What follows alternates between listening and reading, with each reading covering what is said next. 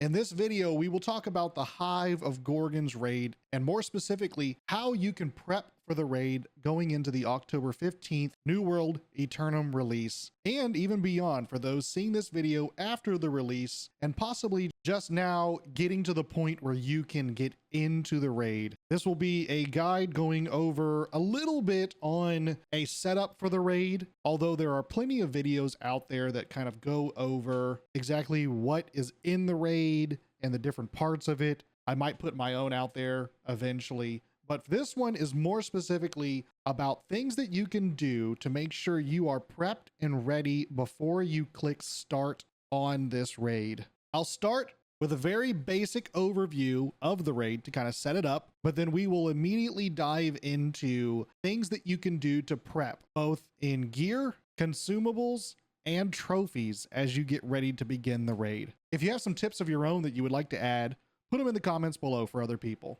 At the conclusion of the Elysian Wilds, after defeating Medusa in New Olympus, you will learn of a new threat. The Gorgons have risen and they are raising an army of the Hirsine. From what people have said, we should be able to access the entrance to this raid at the bottom of the Cutlass Keys region. We know that the raid is a 10-person raid and it is designed to be the pinnacle of content for the game. Note that it has been said you can enter the raid with as little as 6 people. Even though they have stated that it is the pinnacle of content, they have reassured us that just because the gear score is being raised to 725 doesn't mean that on October 15th, we won't be able to jump straight into the raid. They've reassured us that we should feel powerful still going in with our old gear against this new threat. And theoretically, it should still be achievable on day one. The raid is broken into 3 sections with puzzles, mobs, and a boss in each section. In a post on their website, they mention the development of 3 regions: a desert canyon,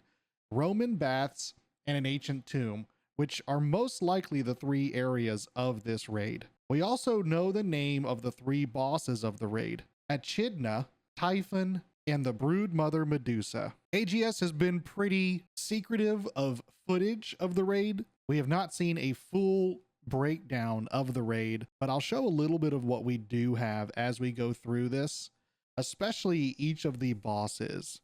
Getting into prep, let's talk about some of the things that you can do to make sure you are as set up as possible going into the raid. So far, everything we have seen and heard of the raid is that it will be all Angry Earth. When dealing with Angry Earth, you should try to do as much slash damage and fire damage as possible, since Angry Earth is weak to both of those. You should avoid using thrusting and lightning damage, as those damage types are weak against Angry Earth. For weapons, you should concentrate on swords, hatchets, great swords, great axes, and fire staff. If you can equip armor that increases your fire damage or your slash damage, that will help. But when it comes to armor, you really should be relying on damage absorption, either physical with an onyx gem or elemental with an opal gem. If you found value from this video so far, I would greatly appreciate if you liked the video.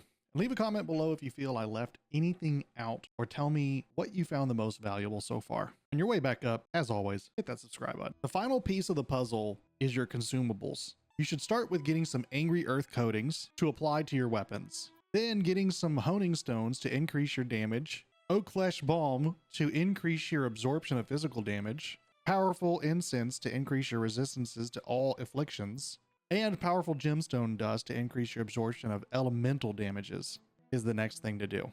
Then make sure you're fully stocked on healing potions, mana potions, and focus potions. It wouldn't hurt to grab some corruption or blight tinctures because we never know what they might throw at us. Pick up some Angry Earth ward potions as well. Lastly, pick up some attribute food in order to increase your attributes. Constitution is a good one, and then be sure to pick up whichever one applies to your damage. To end things out, make sure you pick up a few Angry Earth combat trophies and put one in each of your home. Thanks for watching. I hope you found something useful. And if you're looking to watch more New World videos, check out my New World playlist. And if you're a new player just starting out, check out my Fresh Start guide. I'll see you all in Eternum.